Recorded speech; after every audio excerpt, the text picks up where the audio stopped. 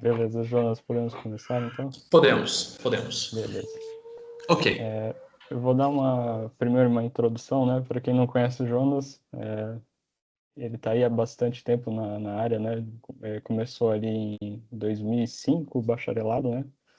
Na Universidade Federal de Itajubá, fez o mestrado em 2010 também em Itajubá, doutorado na Universidade Uniroma, na Itália, e depois uma sequência de pós-doutorados aí nos Estados Unidos, no Brasil também, na Inglaterra, Polônia, e nos últimos anos está aí no Brasil. E mais recentemente ele está agora contratado, né, como professor na Universidade de Brasília.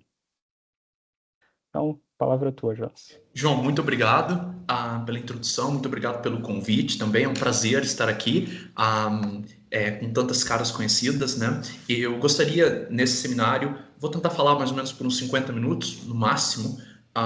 Então, João, faltando 10 minutos para isso, me avise, por favor. Eu gostaria de falar de um trabalho que nós recentemente acabamos de publicar na Physical Review Letters, resultado de muitos esforços com colaboradores de vários lugares do mundo, que tenta descrever um pouco melhor aspectos de marés dinâmicas, estrelas de nêutrons, mas com transições de fase de primeira ordem. Aqui eu gostaria de enfatizar o papel não trivial que um modo que é intrinsecamente associado com transição de fase, que é o modo de descontinuidade, ou modo G, modo de gravidade, que tem como força restauradora o empuxo. Eu gostaria de mostrar que esse modo ele é muito importante porque ele poderia provar transições de fase dentro de uma estrela. E, em particular, eu vou mostrar que isso seria possível por meio de um observável chamado marés dinâmicas, que será medido por detectores de ondas gravitacionais muito em breve. A gente está na iminência disso acontecer. Se alguém quiser ter mais detalhes sobre o trabalho, tem a versão publicada no Archive também. Bem, o João introduziu um pouco sobre mim. Eu só vou resumir dizendo o seguinte, que os meus interesses atuais eles estão voltados à astronomia de multimensageiros, isto é, tentando usar ondas gravitacionais, eletromagnéticas, neutrinos e raios cósmicos para poder falar de objetos compactos. Por objetos compactos aqui eu quero dizer estrelas de nêutrons, buracos negros e até mesmo anãs brancas. Eu estou mais focado no contexto de estrelas de nêutrons, porque é um sistema fascinante sob o ponto de vista físico, sob o ponto de vista observacional também, e uma das grandes perguntas em aberto ali seria qual é a composição desses sistemas. Mas também estou interessado em buracos negros para entender a física que acontece em torno desses sistemas. E praticamente 4 dos meus pós-docs eles foram voltados para isso. E o que eu vou falar aqui é basicamente uma convergência de vários anos de trabalhos em várias áreas e a conexão deles. Nesse momento, como o João enfatizou, eu sou professor assistente da Universidade de Brasília. Comecei há alguns meses. Antes de mais nada, eu gostaria de dar um contexto para vocês sobre a estrela de nêutrons, qual é o problema que nós temos e por que marés dinâmicas podem ser relevantes para poder entender isso. Aqui vocês têm o que a gente acredita ser a constituição de uma estrela de nêutrons. O que a gente sabe melhor são as partes mais externas, porque a gente tem conhecimento eletromagnético delas. A gente sabe que numa estrela de nêutrons, nas partes mais superficiais, a atmosfera dela, que pode ser composta de hidrogênio, de hélio, ionizado ou não, de carbono indo até o ferro, ela se funde com uma rede cristalina que derrete, que é chamada de oceano ou então de envelope, uma estrela de nêutrons. Essa atmosfera ela é muito fina porque o campo gravitacional na superfície de uma estrela de nêutrons é da ordem de bilhões de vezes aquele da Terra, então não tem muito espaço para movimento de elementos ali, e ela deve ser muito fina, com alguns centímetros. Indo mais adiante, no interior da estrela, a gente, com aumento de densidade, a gente tem o que se chama de crosta externa, que é basicamente similar àquilo que a gente tem na Terra, que é uma fase sólida, uma rede cristalina, onde nos vértices dessa rede cristalina a gente tem núcleos que vão aumentando a sua composição de prótons e de nêutrons à medida que a gente se aprofunda na estrela. Indo um pouco mais abaixo, a gente tem uma superfície que separa duas fases, onde não é possível mais empacotar nêutrons nos núcleos, então eles começam a vazar desses núcleos, e além da rede cristalina, você tem um mar de nêutrons e elétrons, e isso constituiria o que se chama de crosta interna. Se acredita que essa fase deveria ser supercondutora. Indo mais profundamente, chegando próximo da densidade nuclear, a gente espera que esses núcleos eles não tenham uma forma esfericamente simétrica, mas eles possam ter formas muito diferentes, achatadas, compondo coisas como espaguete, lasanha. Isso daí seria o que a gente chama de pasta phases. Isso é algo hipotetizado. Ainda nós não temos medidas diretas da existência dessa fase em estrelas de nêutrons, mas considerações de física nuclear sugerem fortemente que elas devam existir por considerações energéticas. Indo mais profundamente em densidades acima da densidade nuclear, a gente sabe por modelos de física nuclear que a matéria ela preferiria se dispor de uma forma líquida, onde os núcleos eles se decomporiam nos seus componentes, os núcleons. Então a gente teria aqui basicamente nessa fase, que seria o core externo, uma sopa de prótons, nêutrons, elétrons e possivelmente outras partículas. A parte mais central da estrela de nêutrons, que seria o core interno, isso é uma área que a gente tem menos conhecimento, tanto associado com teoria quanto observações. Mas existe a possibilidade, porque isso seria uma das regiões mais densas do universo, tirando o universo primordial, e então existiria a possibilidade de que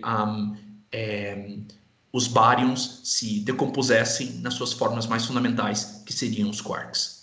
Como a gente sabe isso? A gente sabe isso a partir de estudos fenomenológicos de QCD, porque a gente só tem acesso teórico e observacional de QCD em situações de potencial químico muito pequeno e temperaturas muito grandes. Isso é exatamente o que a gente consegue fazer em colisores de íons pesados, como LHC. E a gente sabe ali que existe uma transição infinitamente suave, um crossover, entre matéria puramente hadrônica e um plasma de quarks e gluons. Mas o que acontece em potenciais químicos maiores e temperaturas menores, isso não é acessível para aceleradores de partículas, nem muito menos para descrições diretas teóricas com QCD, devido ao fato dela não ser uma teoria perturbativa em densidades moderadas, apenas assintóticas. Mas modelos fenomenológicos nos sugerem fortemente que a matéria de quarks ela poderia ter uma transição de fase de primeira ordem, de matéria hadrônica a uma matéria puramente quarks, e existiria uma riqueza enorme no setor de quarks, em que eles poderiam ser supercondutores, eles poderiam se emparelhar todos com todos, os quarks USD se emparelhariam, isso formaria uma fase que se chama CFL, Color Flavor Locked, ou se as energias são menores, as massas dos quarks começam a fazer diferença e eles se emparelham apenas aqueles mais leves, o U e o D, isso seria a fase não CFL, mas em todos esses casos, no contexto de temperatura muito pequena, se espera que eles sejam supercondutores. Então, exibam aspectos que são muito diferentes daquilo que a gente vê comumente na Terra, mas que lembram alguns aspectos supercondutores na Terra. Enquanto que aqui isso acontece por meio de elétrons formando pares de Cooper, aqui seriam quarks formando pares de Cooper. E, felizmente para nós, é exatamente nesse contexto que estrelas de nêutrons deveriam existir, e então elas poderiam ser usadas para poder testar essas coisas que são impossíveis de serem feitas em laboratório. Outro aspecto importante de um observável para a gente olhar esses aspectos de matéria escura, de matéria superdensa, que eu vou voltar adiante, é justamente marés dinâmicas. A intuição aqui é muito simples, são exatamente o mesmo fenômeno que a gente vê aqui na Terra, devido à interação Terra-Lua. Só que marés dinâmicas, elas são tais que elas deveriam aparecer quando o período de rotação do sistema em torno do outro, ou a frequência das marés, elas são equiparáveis às frequências fundamentais ou existentes no próprio sistema. Elas podem ser muito lentas, ou seja, uma maré pode demorar não 24 horas, 12 horas, como é o caso da Terra, para poder voltar, mas poderia demorar muito tempo, muito maior do que oscilações características. Nesse caso, a gente teria marés estáticas. Mas quando esses tempos internos de vibração com externos de maré são comparáveis, então a gente teria um fenômeno dinâmico. E o que é importante aqui é entender as consequências disso. Aqui você tem uma equação que descreve de forma geral um elemento de volume no sistema na presença de uma força de maré, que é vista aqui como uma força externa. Tem também a possibilidade em geral de perda devido à viscosidade, quando os elementos de volume são tirados do equilíbrio químico. E os ômegas são as frequências naturais de vibração desses sistemas. Quando você resolve isso, você obtém uma solução que tem essa cara, dada pela equação 1, e aqui você tem o efeito principal de uma maré dinâmica, que é justamente a possibilidade de ressonância do modo com o campo de maré, que pode ser visto aqui como um campo externo de forças. Isso é muito importante porque isso aumenta consideravelmente as amplitudes de vibração desses elementos de volume, que então, por assim dizer, roubariam energia da órbita do campo de maré e a converteria em energia vibracional. Ou seja, se você tem a formação de um momento de quadrupolo devido a esse campo de maré, e você tem isso, e devido ao aumento dessas amplitudes, você tem um aumento desse momento de quadrupolo. Isso implicaria em uma emissão maior de ondas gravitacionais, que então faria com que o sistema evoluísse mais rápido. E como nós detectamos ondas gravitacionais, esse fenômeno pode nos ajudar a entender aspectos internos, porque podem haver configurações em que esse roubo de energia, essa conversão de energia órbita-modo, pode ser não trivial. A ideia dessa apresentação é basicamente mostrar que isso é o caso para esses modos de empuxo devido à transição de fase em estrelas de nêutrons.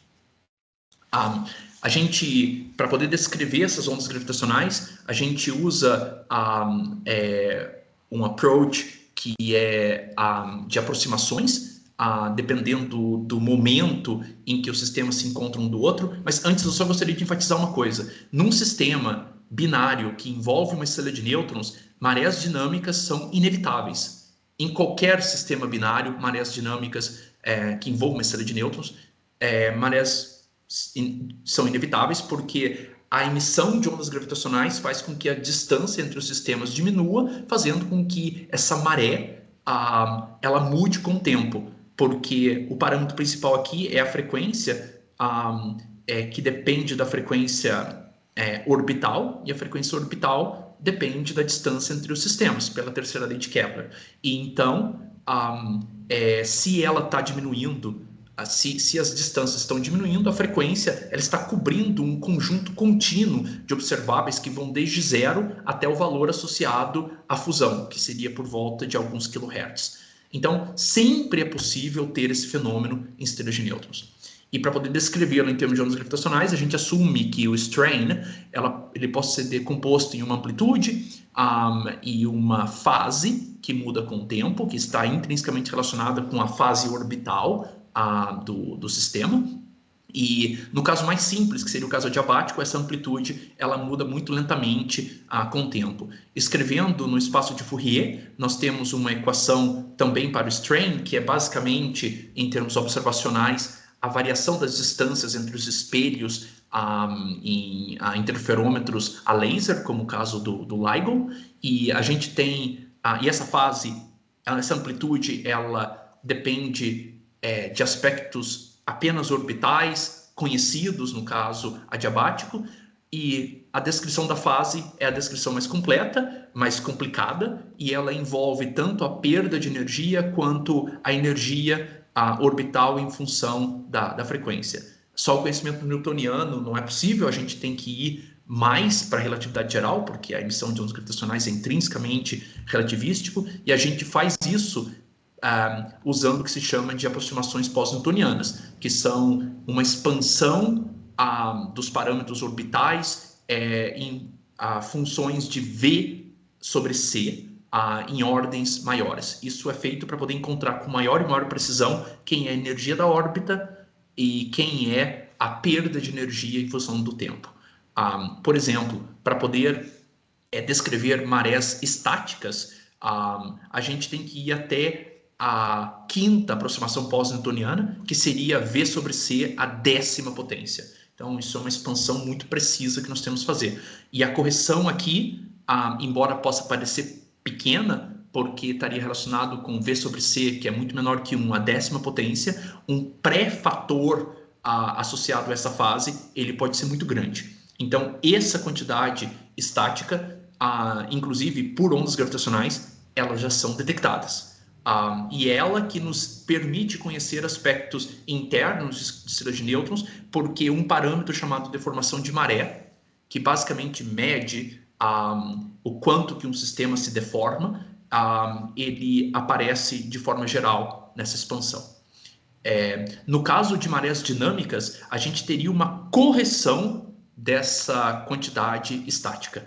E é isso que eu vou tentar me focar aqui nesse seminário. Eu vou denotar isso por um delta φNL. N porque depende do modo e L porque depende da expansão multipolar que está sendo feita. Só dando um contexto multimensageiro aqui para as pessoas que estão entrando nessa área agora ou não a conhecem bem, a gente está no momento dourado da área de multimensageiros, a gente está no início dela, mas o futuro é muito promissor. Nesse momento, com os detectores eletromagnéticos NICER, a gente consegue inferir raios de estrelas de nêutrons com uma precisão de 10%, e quando a gente combina com observáveis de ondas gravitacionais, a gente tem uma precisão de 5%. Isso significa que a gente consegue inferir o raio de uma estrela com um erro de 500 metros, mais ou menos.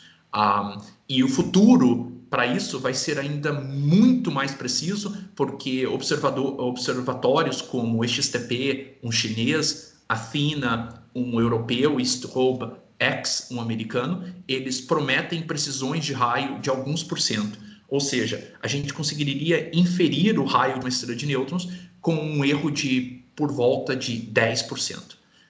E uma vez feito isso, usando engenharia reversa, a gente espera entender melhor aspectos da matéria superdensa, em particular a equação de estado, a relação entre pressão e densidade que rege esses sistemas, porque a gente não tem acesso a isso, pelo menos em densidades supranucleares, em laboratório. Com respeito a ondas gravitacionais, a gente tem esse evento 170817, que já nos providenciou limitantes para a deformação de maré e, por consequência, raios,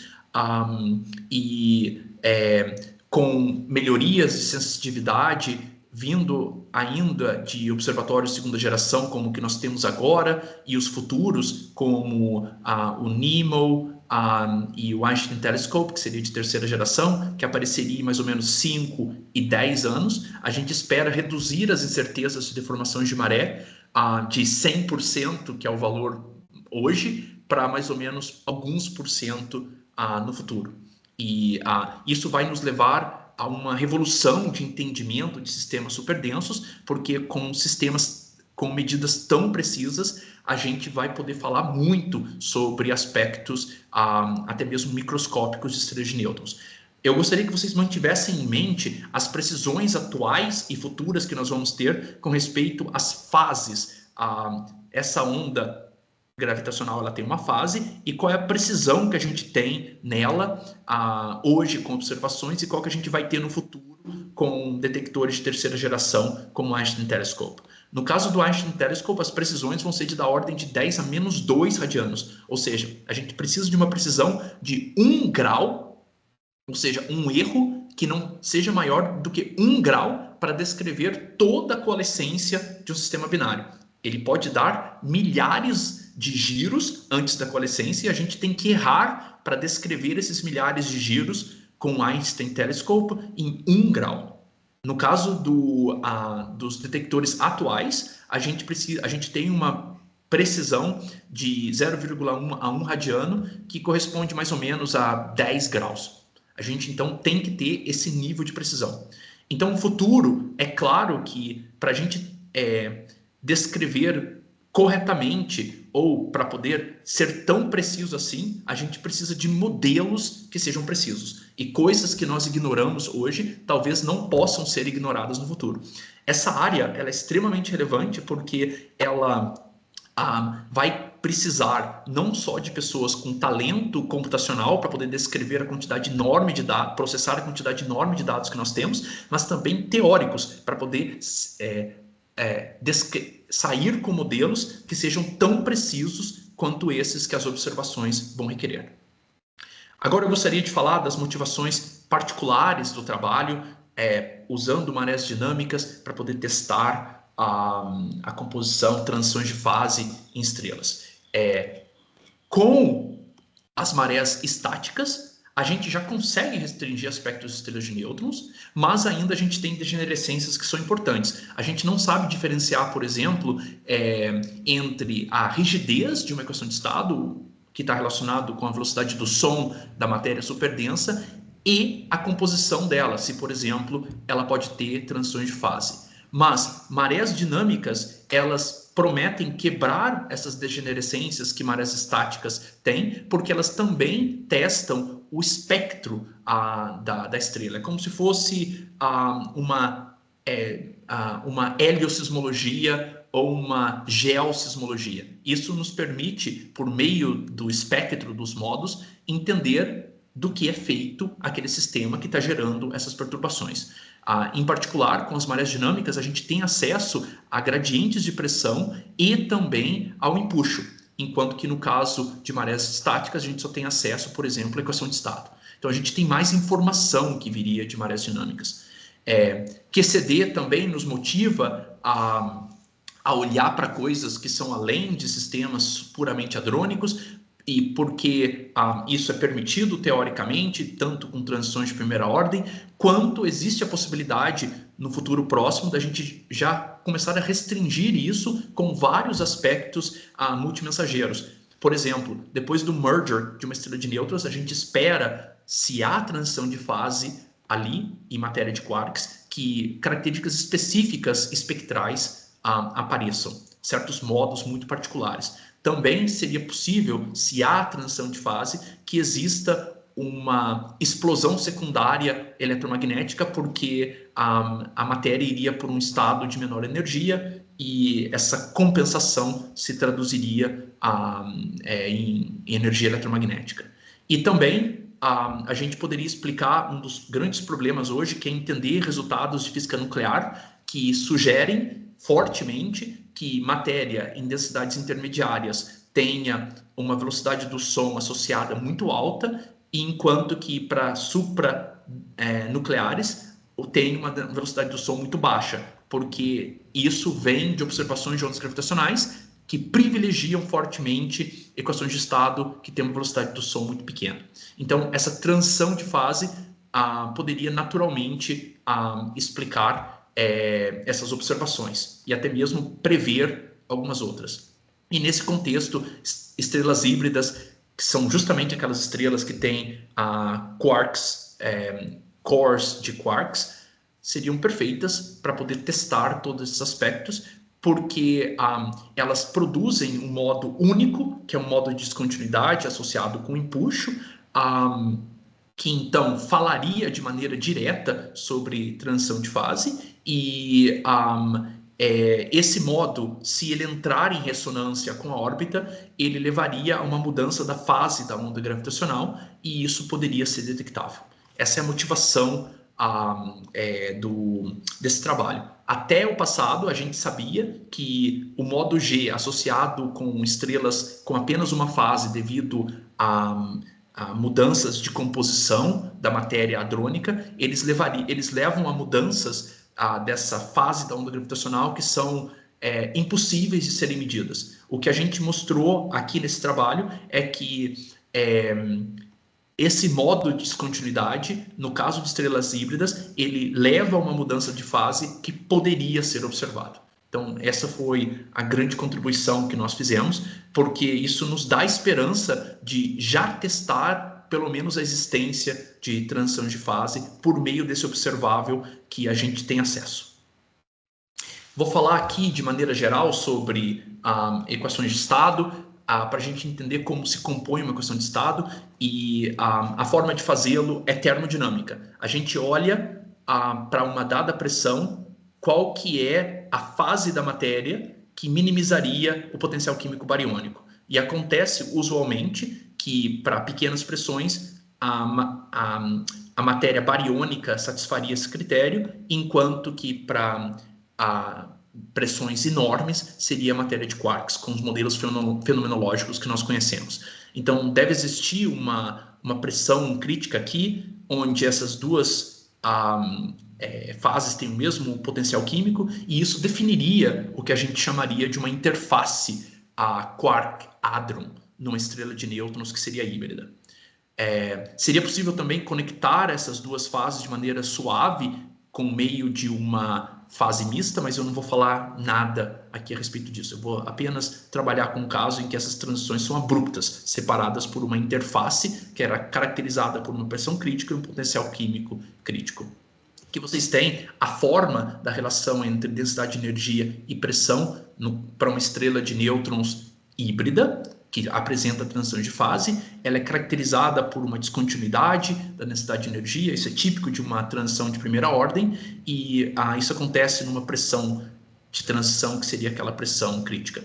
A gente não sabe aqui quem é o valor de pressão de transição, a gente não sabe quem que é o jump de energia, e para piorar as coisas, a gente também não sabe muito bem sobre aspectos da matéria de quarks. Então a gente usa modelos fenomenológicos para a gente poder fazer predições. Aqui vocês têm inúmeras possibilidades que podem surgir com variações do jump de energia, da pressão. Isso daqui se traduz numa fenomenologia de estrelas de nêutrons, que pode ser muito diversa. Aqui vocês têm as relações de massa e raio de estrelas de nêutrons e como que elas variam, ou seja, você muda a densidade central para uma dada equação de estado e você vai vendo as possibilidades de massa e raios para as estrelas com pressões centrais diferentes. Você tem muitas possibilidades. Por exemplo, quando o jump de energia é muito grande e a pressão de transição é muito pequena, você tem uma situação aqui em que existe a possibilidade de duas estrelas com a mesma massa, mas com raios muito diferentes. Isso seria o que a gente chamaria de estrelas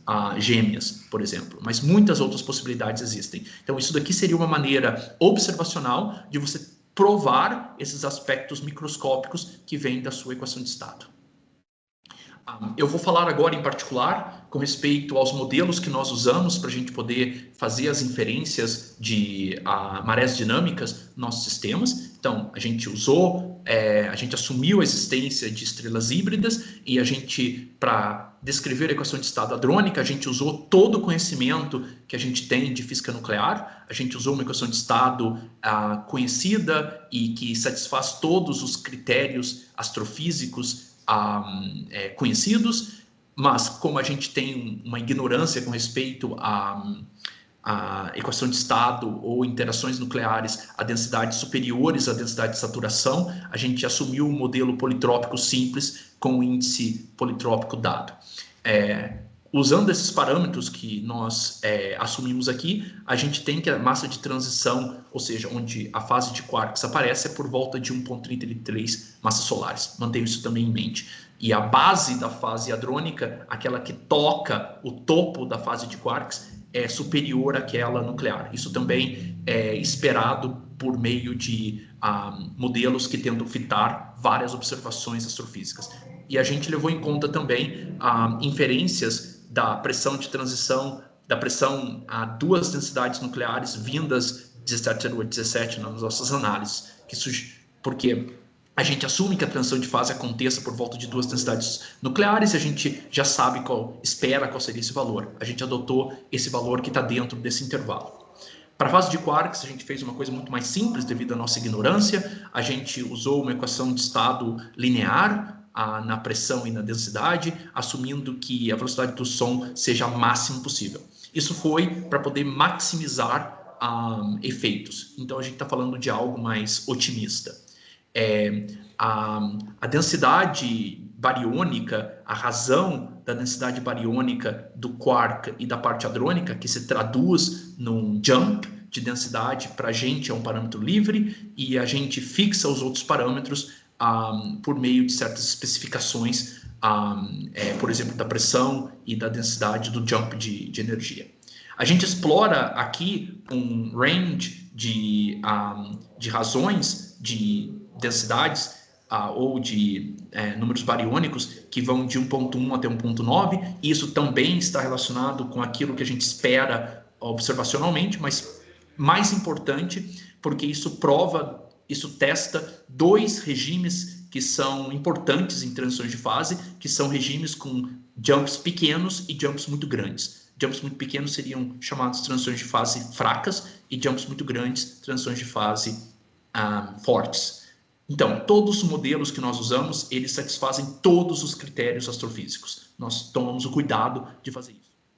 Vocês têm as relações massa-raio, que são soluções das equações de TOV para diferentes jumps de 1.1 até 1.9, e aqui vocês têm as associadas relações massa-raio. Vejam que, por exemplo, para uma massa 1.4, o range de raios varia de mais ou menos 11,5 até 13, que é mais ou menos aquilo que a gente sabe astrofisicamente. Todas as estrelas, todas as equações de estado levam a estrelas com mais de 2 massas solares. Observe aqui também que quando você aumenta o jump, você aumenta essa razão, você vai tendo sistemas que são mais e mais compactos. Mas mesmo assim, a massa superior a 2 massas solares está aqui. Aqui vocês têm o tamanho da fase de quarks, dependendo desse jump, para estrelas com massas fixas. Vocês veem aqui o caso de 1.4, que está muito próximo da transição da massa de transição, que é 1.33. E aqui vocês têm raios de tamanhos da fase de quark que são pequenos, menos de 30% do tamanho da estrela, mas vai aumentando à medida que você aumenta os jumps e também as massas. Observe que para massas como 1.8, você pode ter raios da fase de quark que são maiores que 70% da estrela. Então, se há transições de fase em estrelas de nêutrons, vocês podem esperar que o tamanho dessa fase de quarks seja grande.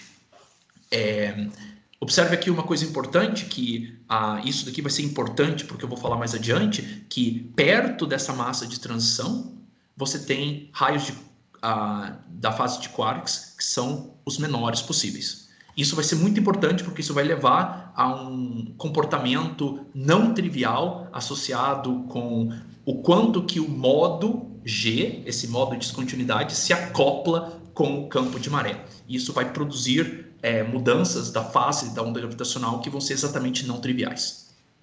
Aqui vocês têm a descrição de como que a fase da onda gravitacional ela muda quando há uma ressonância do campo de maré com o modo interno da estrela.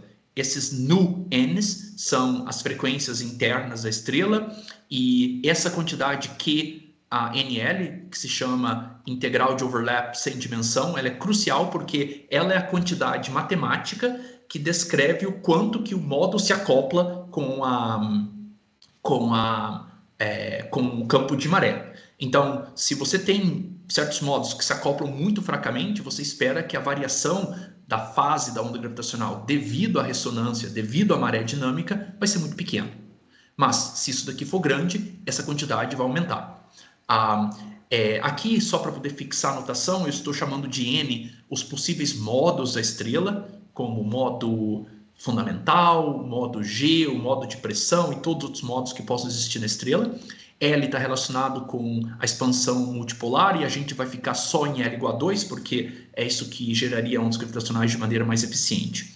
Para vocês terem uma referência, se o modo G é da ordem de 10 a menos 1, esse acoplamento, e uma frequência do modo de descontinuidade for da ordem de 1 kHz, você espera uma variação da fase da ordem de 0,1 a 1 radiano. Isso é importante porque isso é justamente aquilo que a gente teria precisão com os detectores atuais. Se você... o que eu vou tentar mostrar aqui é que justamente esses valores acontecem, e acontecem num caso muito particular quando a fase de quarks ela é pequena, porque um comportamento não linear vai existir de uma fase competindo com a outra. Eu vou tentar explicar isso um pouco mais adiante. Para a gente ter valores precisos dessa mudança de fase, a gente tem que obter muito precisamente quem são essas frequências e quem são essas quantidades que falam do acoplamento. E a gente faz isso apenas resolvendo problemas de perturbações de estrelas, e a gente usou ferramentas muito acuradas, métodos muito acurados, para poder tentar descrever isso com a melhor precisão possível. Aqui vocês têm o que eu chamei de integral de overlap, é uma quantidade que mostra o quanto que o modo ele se acopla com o campo de maré. O campo de maré pode ser visto grosseiramente como essa parte aqui da integral, e o modo interno por esse modo de perturbação, então está relacionado com se existe uma projeção não nula desse modo no campo de maré. Isso pode ser simplificado quando você tem um background que é esfericamente simétrico, porque você pode decompor os modos em termos de harmônicos esféricos, como aqui dado nessa expressão.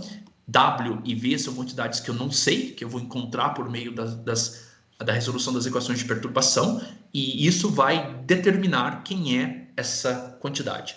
A gente escolhe a normalização aqui de tal forma que essa quantidade seja sem dimensão, e a normalização está sendo dada, escolhida, isso é arbitrário, o resultado final não depende dessa normalização.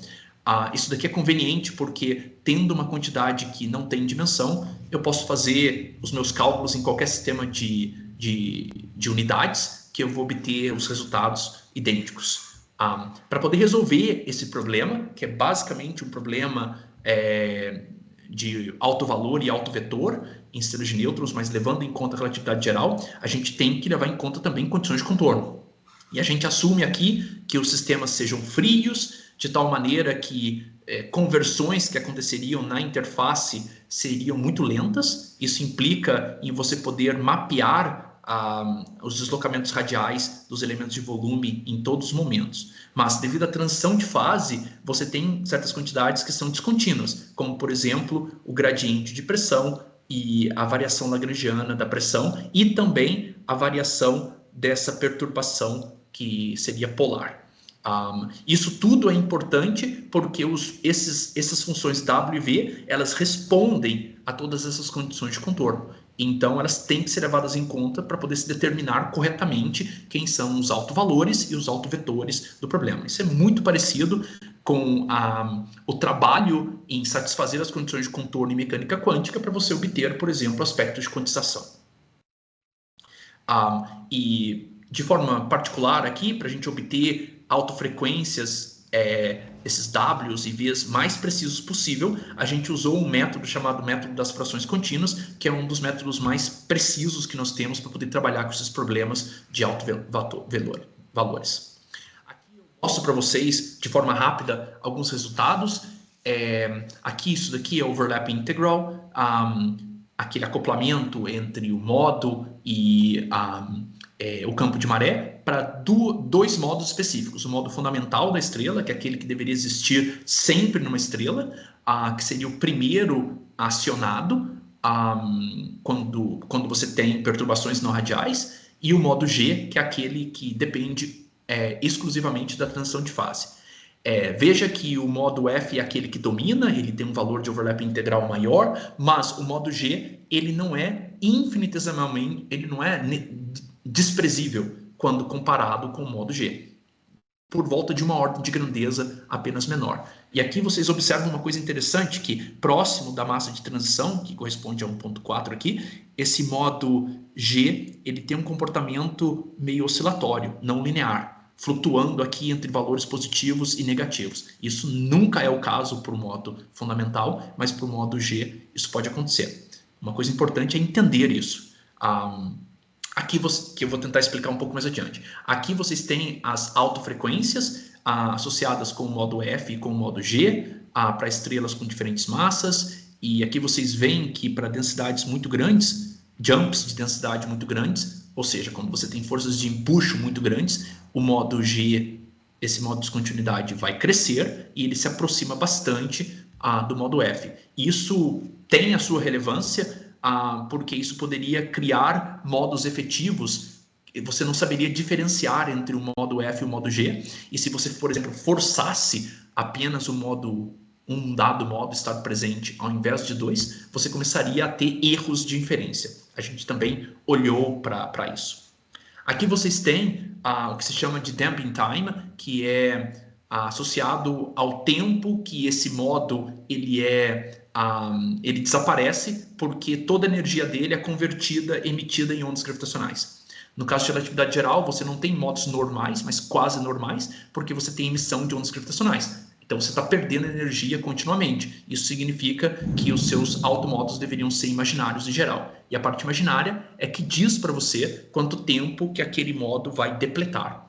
No caso dos modos F, o tempo a gente sabe é da ordem de 10 a menos 1 segundo, ou seja, o modo é ativado em 0,1 segundo, ele desaparece porque foi todo convertido em ondas gravitacionais. Mas no caso do modo G, isso é muito diferente, depende sensivelmente do jump de densidade e pode variar de mais de um ano para poder depletar até por volta de 10 segundos. Ou seja, você tem uma riqueza aqui muito grande. Então, é possível, quando o modo G ele é acionado, que a estrela ela sofra uma fusão ainda tendo os modos G ativados ali. Enquanto isso não seria o caso para o modo F. Então, esse tempo de depleção do modo ser enorme para os modos G, ele pode ser muito importante para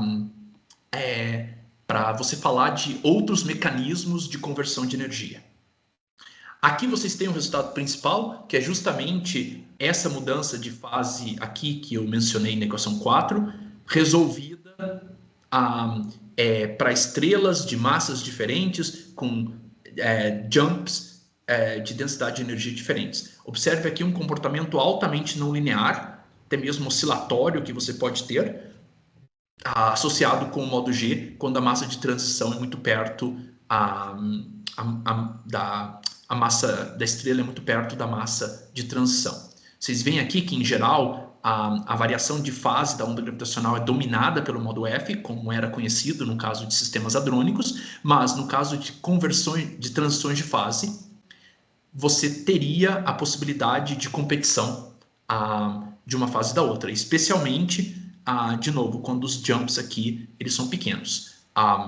Alguém poderia pensar que essas flutuações seriam meras flutuações numéricas e não transportariam algo físico, mas nós mostramos no trabalho que isso é física. Não há aqui flutuações numéricas significativas, a precisão é muito controlada. O que você tem aqui são não linearidades que aparecem, que tendem a aumentar essa fase, essa contribuição da fase devido ao modo de descontinuidade.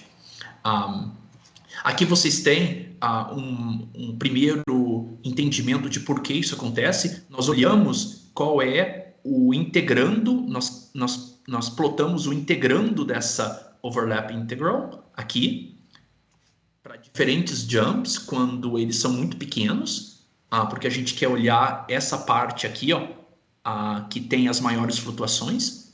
E vocês veem que no caso do modo F, as variações são minúsculas quando você muda um pouco apenas o jump. Mas para o modo G, as variações são muito grandes. E acontece que é justamente para essa massa próxima da massa de transição, ou para a fase de quarks pequena, comparado com a hadrônica, que a área dessa curva de quarks, ela mais ou menos se compara com aquela de hadrons, da fase hadrônica. Então aqui existe uma competição, existe uma imprevisibilidade de qual deveria ser o resultado dessa integral. E é isso que leva a essas flutuações que a gente observa na overlap integral e também na fase da onda gravitacional. A gente olhou mais aspectos para poder ver o que estava causando isso. A gente plota aqui os modos, tanto radial quanto polar da estrela, em função desses jumps pequenos, e vocês veem que, enquanto que para o modo F praticamente nada muda, para o modo G, esses automodos eles mudam significativamente. A mesma coisa aqui para V. Enquanto que para a quantidade de background, como por exemplo a métrica, a densidade de energia, a pressão e uma composição delas, você tem uma variação muito pequena, a não ser aqui nessas partes iniciais, mas isso ainda é muito pequeno, para essas quantidades. Ou seja, o que está fazendo aquela overlap integral mudar e levando essas flutuações é basicamente o comportamento das perturbações e não o comportamento do background. Aqui a gente tentou entender o que aconteceria se a gente tivesse um modo G e um modo F muito próximos um do outro, mas a gente forçasse ou a gente ignorasse a possibilidade desse modo G e olhasse tudo como o modo F efetivo. Nesse caso, a gente estaria observando uma quantidade que seria efetiva, um modo F efetivo, que relaciona com o modo F real por meio disso, onde overlap integral e aspectos da frequência estariam também presentes. A gente fez alguns exemplos para poder ver o quanto que isso implicaria em termos de erro de quantidades, como por exemplo o raio, e a gente chegou que as variações deveriam ser de no máximo 2%. Isso pode parecer pequeno, mas isso daqui é exatamente aquilo que múltiplas observações eletromagnéticas, como por exemplo XTP e detectores de terceira geração, terão como precisão. Então, nesse contexto, a gente não deveria ignorar nas análises de dados a possibilidade da existência do modo G. Se a gente ignorar, a gente está tendo erros sistemáticos aqui que são devidos à modelagem. A gente também olhou com detalhes a questão da possibilidade de detecção e eu mostrei que as variações usuais e mais pronunciadas são da ordem de 0,1 a 1 radiano, e isso é plausível para detectores usuais, mas muito dentro das possibilidades de detectores de terceira geração, porque eles teriam uma incerteza de 10 vezes a menos do que isso daqui. A gente olhou também o quanto que as amplitudes chegariam no caso de marés dinâmicas, porque a gente usou para poder resolver essas equações e para poder obter essas coisas todas, a gente usou teoria linear. Então a gente deveria se certificar que essas amplitudes não são tão grandes. A gente encontrou um valor crítico aqui de 24% com respeito ao raio da estrela. Isso eu acho que eu poderia chamar de puxando ao limite da teoria linear, mas se você quiser fazer análises mais precisas, teoria não linear deveria ser levada em conta também. Alguém poderia se questionar se essas mudanças tão grandes que poderiam ser detectadas já com eventos que a gente tem, como 17/17, e não foram, como isso seriam explicados. E isso pode ser feito de forma muito simples, por exemplo, restringindo alguns aspectos de densidade, restringindo alguns aspectos de massa de transição de fase, ou até mesmo a questão de estado. Nesse momento a gente ainda não tem precisão suficiente para poder falar disso, mas quando a gente tiver, a gente vai necessariamente restringir aspectos de matéria superdensa só com a existência ou não de observações. O caso que seria mais importante de ser analisado é justamente esse caso em que os jumps são muito pequenos, porque você esperaria flutuações maiores. Isso é justamente o caso mais difícil de ser analisado.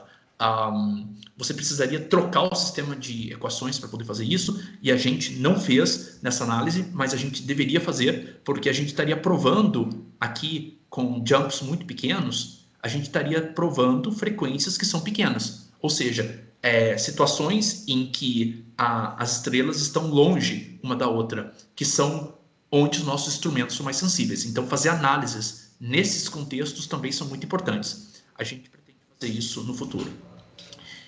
Aqui eu listo de forma muito rápida alguns problemas em aberto na área de marés dinâmicas. Eu vou disponibilizar esse seminário para vocês verem com mais detalhes, mas a gente, para poder ter predições melhores, a gente tem que olhar muitos aspectos. Por exemplo, a completude de modos em relatividade geral, porque nós não temos um problema de Sturm-Liouville, mas de quase Sturm-Liouville, então não é garantido que os automodos sejam uma base para o espaço de funções, e isso pode ter consequências importantes, por exemplo, para a variação da fase. Temos que ir além de uma formulação tipo Frankenstein, que a gente usa aspectos newtonianos e alguns aspectos relativísticos e trabalhar só com aspectos relativísticos, e isso claramente não é fácil. A gente tem que entender também melhor qual os modos que podem sofrer ressonância, que estão intimamente relacionados com transições de fase. A gente deveria levar em conta aspectos mais realistas de estrelas, como rotação, estratificação, magnetificação, por exemplo. Entender aspectos associados com não linearidades das perturbações, isso é um passo além, mas parece importante pelas altas amplitudes que nós temos. Entender o quanto que a inclusão ou não desses modos afeta a inferência de parâmetros de ondas gravitacionais, e entender também como que a gente pode ter canais de conversão de energia entre órbita, modos, como isso levaria a fraturas, como isso levaria a produção de calor e muitas outras coisas. Então, eu vou concluir esse seminário com os pontos principais que eu tentei enfatizar aqui, que são o seguinte. Primeiro, o modo G, no caso de estrelas com transição de fase de primeira ordem, estrelas híbridas, ele não é desprezível quando comparado com o modo F. Ele pode até competir com o modo F em alguns casos. Existe uma massa que potencializa observações de transições de fase, que é justamente aquelas que estão muito próximas daquela massa de transição em estrelas, porque ali você espera uma competição entre um pequeno core de quark e uma fase hadrônica, que leva a efeitos não lineares que aumentam grandemente a overlap integral e, por consequência, aceleram a fusão, a coalescência de estrelas. Se o modo G ele é perto do modo F, isso poderia acontecer para transições de fase com jumps grandes. Se você ignora o modo G, você vai ter erros sistemáticos de inferências de raio da ordem de 2%. Pelo fato de os tempos de amortecimento do modo G serem muito grandes comparados com o modo F, é importante se analisar também mecanismos de conversão de energia com produção de calor. Isso é muito importante para estrelas, porque elas poderiam se aquecer, elas poderiam sair do equilíbrio químico, e isso é muito importante porque é usado muitas vezes em hipóteses para outras inferências. A gente também mostrou que o modo G tipicamente é da ordem de 10 a menos 2 a 10 a menos 1 radianos para jumps grandes, mas perto da transição da massa de transição de fase, isso pode aumentar uma ordem de grandeza que implicaria em variações da fase de até 1 radiano. Isso não tem nenhum problema com o evento 170817 e isso está praticamente ao nosso alcance se a gente tiver sorte, mas no futuro, com detectores de terceira geração, isso vai ser claramente, certamente testável, e então, com meio de marés dinâmicas, o impacto que ela tem na fase de ondas gravitacionais, a gente vai ser capaz de falar desses mecanismos de conversão e até mesmo da possibilidade de transição de fase dentro de estrelas. Muito obrigado.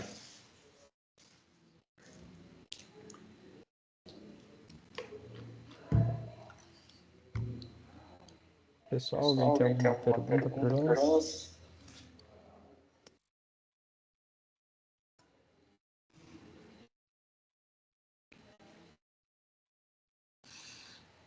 Rafael tá aí na ligação?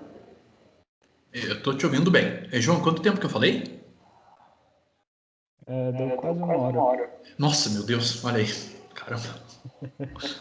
Desculpa.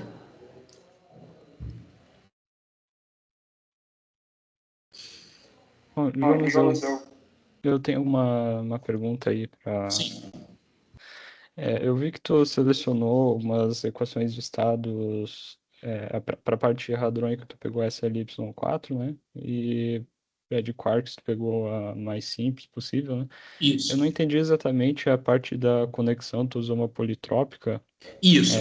Eu queria entender ali o que tu utilizou como parâmetro livre, que eu dei uma olhada no artigo, mas eu não entendi bem essa parte. Tá. Nós utilizamos como parâmetro livre a massa. Na verdade, a gente usou a pressão, onde a gente assumiu um índice politrópico de 4,5. Daí você vai ter aqui o valor de pressão que você não saberia. Você conecta continuamente. Mas um parâmetro livre, por exemplo, poderia ser algum aspecto de massa dos núcleons que comporiam essa eventual equação de estado, mas o que a gente realmente usa na prática é aspectos de onde isso acaba. Então, João, quando você fala de uma politrópica, você precisa saber quem que é aquela constante K que conecta a pressão com a densidade. E isso daí é um parâmetro para gente que é fixado por meio de outras condições. Por exemplo, onde que a pressão acaba. Tá mais ou menos claro isso? O que eu quero dizer é o seguinte, uma politrópica em si, ela é uma coisa efetiva, ok? E o que a fixaria seria essa constante K. Então a gente escolhe onde que a gente vai começar a usá-la, qual seria a pressão para aquilo, a densidade de energia para aquilo. Isso vai fixar esse K, por exemplo. Tá, então tu tá escolhendo a pressão onde acontece a transição de fase, seria isso? Isso. Na verdade, não. A gente está escolhendo a pressão aqui como sendo exatamente N0. A gente está parando a SLY como sendo N0, mas daí a gente está estendendo isso até 2 vezes, mais ou menos, a densidade de saturação nuclear. Então, ali vai levar alguma pressão, daí você tem que levar em conta qual seria a pressão que essa politrópica te daria para essa densidade e conectar isso com o jump de energia que viria depois. Então você usa todos esses aspectos macroscópicos para poder conectar. Entendi. Interessante. Mas, de novo, isso daqui é simplesmente resumo de ignorância, que você conhece muito bem, né? Por meio das suas análises de estrelas estranhas. O que a gente tentou fazer para poder minimizar nossa ignorância foi cobrir o máximo intervalo que a gente podia. Entendi. Legal. E aquele gráfico que tu aumentou que tem bastante variações ali um dos últimos ali, né? Tu disse que não é uma daqui? instabilidade, isso, esse mesmo. Isso. Não é uma instabilidade numérica. Isso. Eu achei bem interessante, assim, uma dúvida sobre a parte numérica. É um cálculo muito complicado, demora muito para calcular, porque tem relativamente poucos pontos para essa parte, né? Exato. Calcular isso depende do método que você usa, ok? Porque você está basicamente resolvendo o problema de perturbação não radial, ok? Sim. Então é muito mais complicado do que perturbação puramente radial, é um sistema acoplado de equações, só que os métodos conhecidos que resolvem mais rápido, eles são ineficientes para poder calcular os automodos. Então a gente usou essa técnica de frações contínuas, que é uma técnica perturbativa que demora muito para convergir. Então, aqui foi por isso que a gente colocou poucos pontos, porque para calcular com essa precisão, isso demora. Isso demora. Beleza. Claro, né? Com um supercomputador você pode fazer isso mais rápido. Ah, Sim. mas o ponto é que a gente forçou precisão aqui. Eu acho que cada ponto desses aqui estava demorando, para você ter uma ideia, umas 10 horas para poder ser calculado. Nossa, cada ponto. Aqui no começo, tá? E esse código tá disponível em algum lugar ou Não, não? não, ainda não, porque nós fizemos ele de uma maneira um pouco corrida e como é que é o nome disso? É um mosaico, né? A gente usou Fortran, a gente usou Python, a gente usou Mathematica. Então, é um interesse nosso de unificar isso em Python, por exemplo, e disponibilizar. Certo. É É, porque eu acho que vai ser Fortran, meio difícil. porque Desculpa. Fortran, perdão, só para poder deixar claro, Fortran é muito Sim. eficiente para fazer essas contas, né? Só que não é friendly, né? Uhum. Python é forever, demora para sempre para poder fazer. Então a gente foi combinando as coisas o que a gente vai ter que fazer agora é calcular isso para jumps menores. Porque isso daqui é onde está $1 milhão, né? Porque você espera que isso, inclusive, foi a maior parte onde a gente se concentrou nas discussões com o referee, porque ele queria saber o que acontece aqui. E isso daqui não é a figura mais atualizada. No paper publicado, a gente calculou mais um ponto aqui. E a gente mostrou que esse negócio começa a ir para baixo. Daí, depois, você não pode usar o sistema de equações usual, porque ela começa a ter muitos problemas de convergência. Daí, você tem que reformular as equações. Isso nós não fizemos, porque isso dá muito trabalho. Sim, sim. Mas isso precisa ser feito. Interessante. Sobre a parte numérica ali, eu tô até começando a aprender um pouco de Julia, eu não sei se tu Uhum. ouviu falar dessa linguagem, Já. para ver se realmente vale a pena, né? Porque até o momento eu estava trabalhando só com Python também, então João, é uma alternativa eu também, né? diria que vale sim, porque parece que Julia ela une a eficiência do C ou do C++, né, com a amicabilidade do Python. Parece que é Uhum. muito potente mesmo. Sim, sim. Só uma nota, eu tô desistindo do Python, tô passando pro C++, porque tá tudo ficando muito demorado. Aí, pronto, Rafael. É exatamente isso, porque a gente estava respondendo ao referee e estava demorando um dia para poder fazer o negócio quando convergia, né? E daí, claro, deu para convencer com o que tinha, porque essa parte aqui você faz de maneira muito boa, rapidamente. Mas o problema está aqui. E é justamente onde está a física interessante, porque quando a gente olhou isso pela primeira vez, a gente, caramba, isso daqui é flutuação numérica.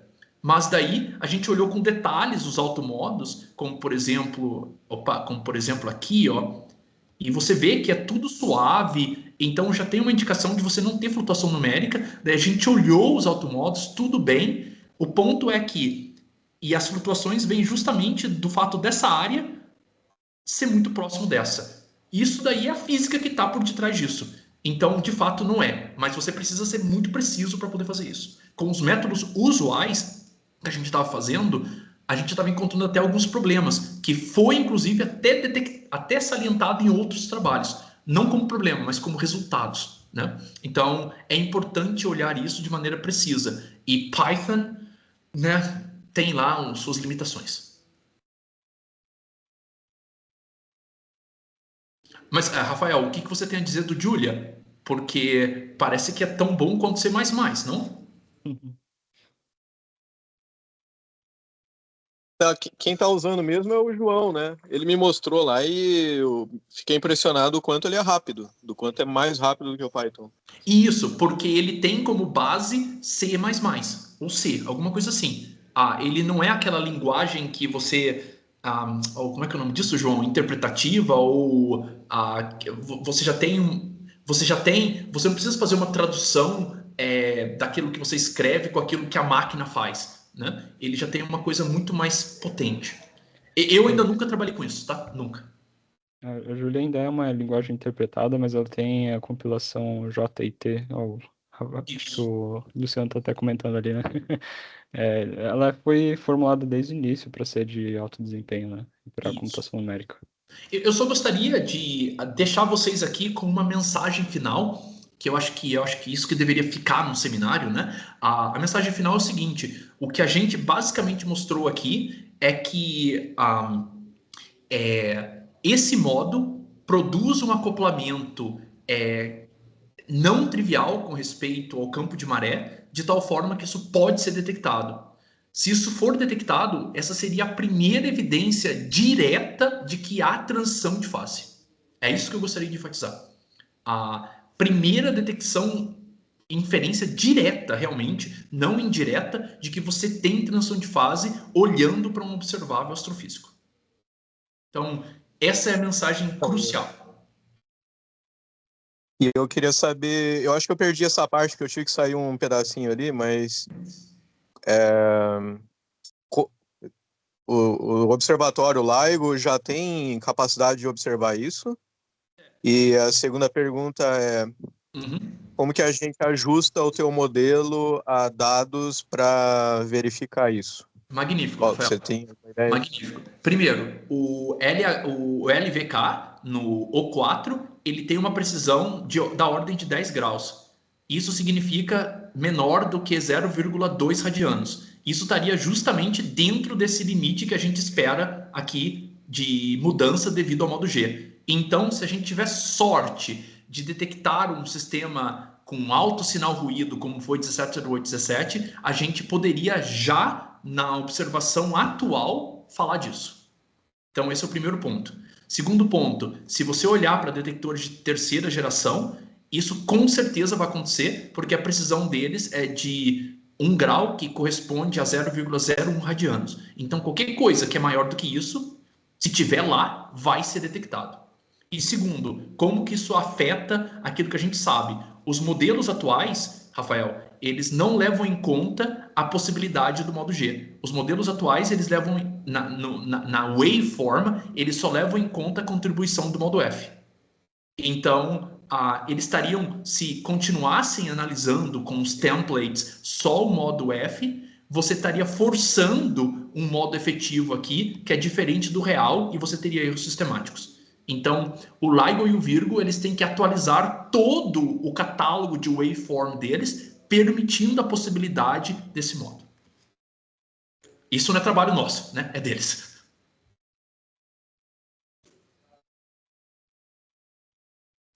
Ok, valeu. Não.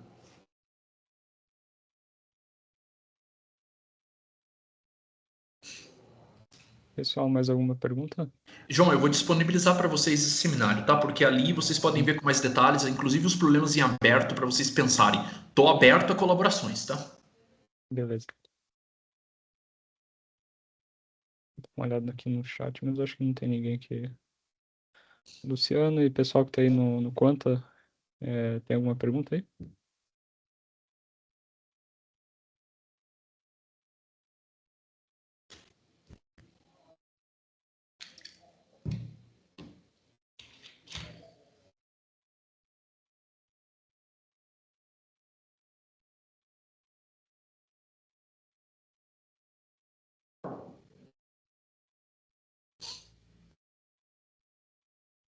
Bem, vocês podem me fazer perguntas quando vocês quiserem, por e-mail, ou por meio do João também. Eu tô aberto, tá? Eu, acho que não muito distante de agora, eu vou dar um outro seminário para um outro aluno aí da Udesc também. Então, tô aberto a discutir essas coisas também. Beleza. O pessoal do chat aí tá falando que tá tudo certo, e eles não têm nenhuma pergunta por enquanto. Ok. Então, Jonas, peraí, o Luciano quer fazer uma pergunta aí. Tá bom. Olá, Luciano. Ele tá sem o microfone, então tá ali no chat. Você pode ler, João, por favor? Sim, só um minutinho, ele tá digitando ainda. Sobre o limite de massa 1,33 seria a massa de transição, né? Uhum. Para esse modelo. Ah, tá. Ele tá perguntando. Ah, tá, beleza. Acho que ele já entendeu. Eu tava questionando em relação à diferença entre a massa 1,4 e a massa 1,33, né? Que não é 1,33 seria a transição de fase, né? E Isso, 1,4 seria o massa usual de uma estrela de nêutron isso. comum, né? Isso. Na massa de 1,33, o raio da fase de quark seria zero. É exatamente Uhum. onde ele surge, um epsilon. Para 1,4, ele já cresce. Como está aqui no plot que eu mostrei, para 1,4, dependendo do jump, você tem um raio que varia de 20% até 50% da estrela. E é justamente esses raios pequenos que fazem aquela coisa na overlap integral, porque se o raio for maior, o domínio da overlap integral vem da fase de quarks, enquanto que aqui, para raios pequenos, é justamente onde as duas têm o mesmo sei, elas têm o mesmo peso. É por isso que você vê aquelas flutuações. A mais aqui adiante você não vê flutuação porque a fase de quarks domina. Basicamente isso. Ok, perfeito. Beleza, então acho que é isso, né, pessoal? Jonas, muitíssimo obrigado Foi um por prazer. aceitar e fazer esse seminário aí pra gente. Um prazer Agradeço aí enorme. de coração. E sempre que quiser também apresentar alguma coisa, tiver um trabalho publicado, quiser fazer algum outro seminário, também pode ficar à vontade aí de chamar a gente aí. Magnífico, magnífico, João. Beleza. Então, muito obrigado a todos vocês pelas perguntas, pelo tempo. Um abraço, ótimas festas. Valeu, Jonas. Bom Tchau. final de ano pra ti. Até Obrigado. mais. Tchau.